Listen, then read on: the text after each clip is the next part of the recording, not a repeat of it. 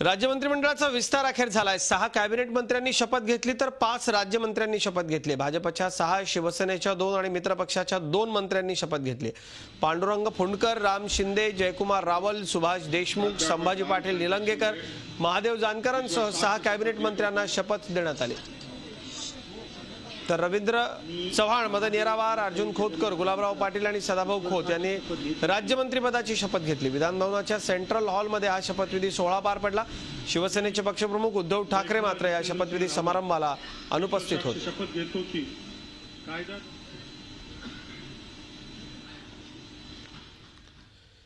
गेल्या अनेक महिन्यांपासून रखडलेला मंत्रिमंडळ विस्तार आज अखेर पार पडला। प्रादेशिक आणि जातीय समतोल राखतानाच घटक पक्षांना झोकतं माप देण्याचा प्रयत्न मुख्यमंत्र्यांनी केला।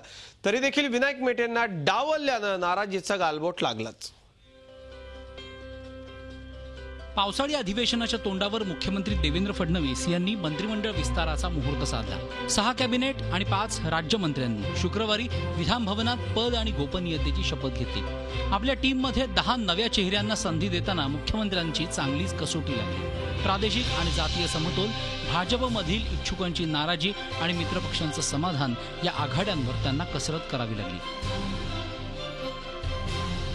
मंत्रिमंडळात मुख्यमंत्र्यांसह अनेक महत्त्वाच्या खात्यांचे मंत्री पूर्व विदर्भातले आहेत। त्यामुळे पश्चिम विदर्भातील बुलढाण्यामधून पांडुरंग फुंडकरांना कॅबिनेट तर यवतमाळमधून मदन येरावार यांना राज्यमंत्रीपदी संधी देण्यात आली। मराठवाड्यातून लातूरचे संभाजी निलंगेकर यांना कॅबिनेटपदी संधी देऊन मराठवाड्याचं प्रतिनिधित्व वाढवण्यात आले। लातूरमधील देशमुखांच्या वर्चस्वाला धक्का देण्याचा हा प्रयत्न आहे।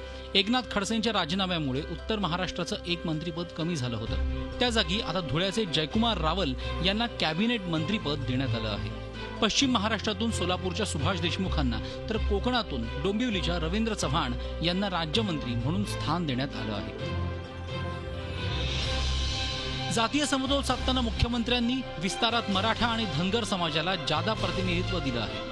मराठा समाजाकडून सुभाष देशमुख, संभाजी निलंगेकर, अर्जुन खोतकर, सदाभाऊ खोत आणि रवींद्र चव्हाण असे 4 मंत्री आहेत। तर धनगर समाजाकडून महादेव जानकर यांना कॅबिनेट मंत्रिपद मिळालं आहे। धनगर समाजाच्याच राम शिंदेंना राज्यमंत्रीपदावरून कॅबिनेट मंत्रिपदी बढती देण्यात आली आहे।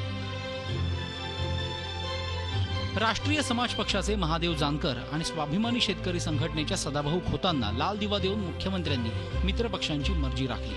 शिवसेनेच्या जादा मागण्या मान्य न करता त्यांचीच 2 रिक्त राज्यमंत्रीपदं भरण्यात आली आहेत। गृहराज्यमंत्रीपद मात्र शिवसेनेला सोडावं लागलं। मात्र मराठा समाजाचे आणि शिवसंग्रामचे नेते विनायक मेटे यांना मंत्रिपद न मिळाल्यामुळे ते खट्टू झाले। दरम्यान मंत्रिपदी वर्णी न लागल्यामुळे भाजपमधील अनेक जण नाराज झाले। महापालिका निवडणुकीच्या तोंडावर मुंबईला प्रतिनिधित्व मिळेल ही अपेक्षाही फोल ठरली आहे।